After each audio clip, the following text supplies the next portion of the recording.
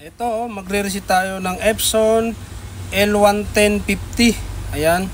Pag chinik natin sa maintenance, sa status, ito yung lalabas.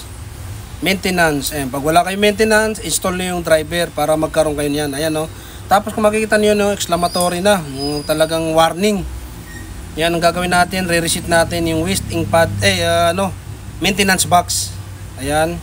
Buksan lang natin. Ayan. Ayan yung maintenance box. Ngayon, kung gusto niyo ng maintenance box, mayroon tayo dyan, ilalagay ko yung link. Ayan, re-reset natin yung maintenance box. Ayan, resetter natin.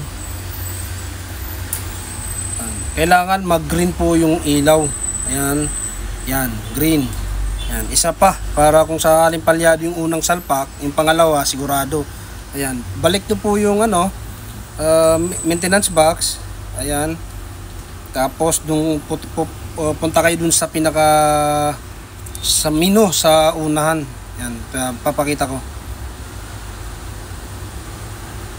Ayan yung model, oh. Ayan, long press niyo yan, yan.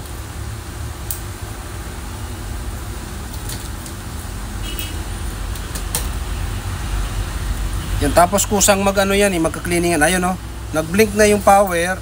Nadidetect na yan na na-reset na. Tapos chinek nyo dyan, ayan. Status, tapos yan, puno na. Yan, wala na yung warning kanina.